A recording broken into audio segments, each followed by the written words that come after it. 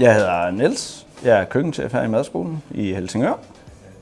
Jeg hedder Maja, og jeg er kok her i madskolen i Helsingør. Vi er en kantine, som laver skolemad sammen med eleverne. Og det specielle ved den her kantine, det er, at vi har eleverne i køkkenet for 5. og 6. klasse, og i stedet for hjemkundskab.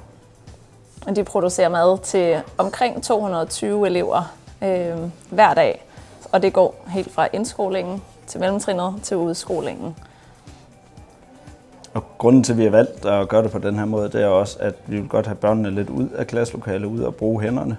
Lad være med at, vi bruger ingen opskrifter, så det er også med at tænke selvstændigt og prøve sig frem. Noget af det, som børnene også tager med herfra, det er rigtig meget samarbejde, sammenhold, fordi at vi altid siger til dem, at I er et hold, så der er ikke nogen, der er færdige, før alle er færdige. Og det styrker rigtig meget deres fællesskab, når de er hernede, fordi at når man står ved siden af hinanden og står og hakker eller et eller andet, så flyder samtalen bare meget mere naturligt, end hvis man sidder ved siden af hinanden og er tvunget til at snakke sammen. Så de skaber lidt nogle venskaber på en anden måde, end hvad de gør op i klassen.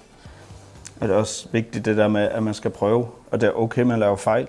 Altså, det kan være altid ret, og vi bliver ikke sure, så det bruger vi også rigtig lang tid på at lære det. Vi går rigtig meget op i bæredygtighed. Vi har gjort det, at vi er skiftet fra at have brugt engangsemballage rigtig, rigtig meget, fordi vi har mange børn, som der får mad. De har fået engangsbestik, og de har fået engangs madpakker og i engangsposer, så der har været rigtig, rigtig meget, man har skulle smide ud og købe ind igen og igen. Så vi har skiftet over til, at de får nogle rigtig flotte metal madkasser i stedet for, som vi kan vaske op hver dag. Nu får de dem ikke i engangsposer, men i nogle rigtig fine blå kasser, som vi også vasker og kan genbruge, og de får rigtig bestik i stedet for engangsbestik. Vi snakker en del med børnene om madspild. Vi genbruger faktisk rigtig, rigtig mange ting. Hvis der vi har ris i overskud fra dagen før, så genbruger vi det faktisk i vores brød. Så man kan fx få burgerboller, hvor der så er ris i, eller bulgur eller kartofler, hvis der har været lidt i overskud. Flergangsemballage har været en bedre løsning for os af flere årsager. Hele affaldsdelen har hjulpet rigtig meget. Fordi at vi før havde enorme mængder affald. Det har været svært for børnene at få det sorteret ordentligt, så vores container har også været helt fyldte. Det giver en bedre spiseoplevelse også for børnene, at de får en rigtig madkasse. Maden holder sig varm, de bliver ikke bløde. Og der er en rigtig god lektie for børnene også i, at de får en madkasse, som de skal passe på. Fordi at vi skal have den retur, de skal huske at tømme den for mad, og den skal stilles pænt over i køkkenet bagefter. Jeg vil helt klart anbefale andre køkkener, både skoler og andre, at investere i flergangsemballage.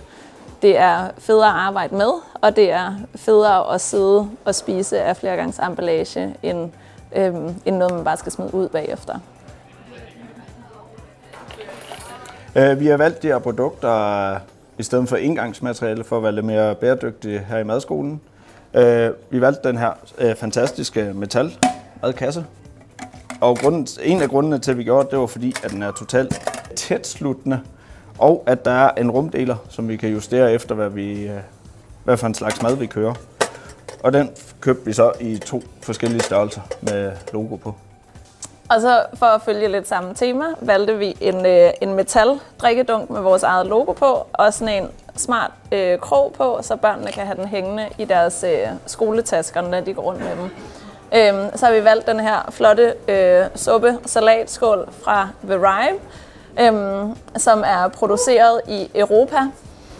Og det er rigtig rart at vide, hvor at tingene er produceret henne. Så vi valgte den her. Og den er super god, fordi at den slutter tæt, og den holder formen, selvom der er rigtig varme ting i. Det er virkelig dejligt. Altså når vi kører suppe, er den jo ikke god. Søren fra Multiline har hjulpet mig i processen med at skifte fra engangsservice til flergangsservice. Og hele vejen igennem har jeg følt mig tryg, da han både har været igennem udlemper og fordele ved at skifte, og hvad vi skulle passe på. Så jeg følte mig tryg hele vejen igennem.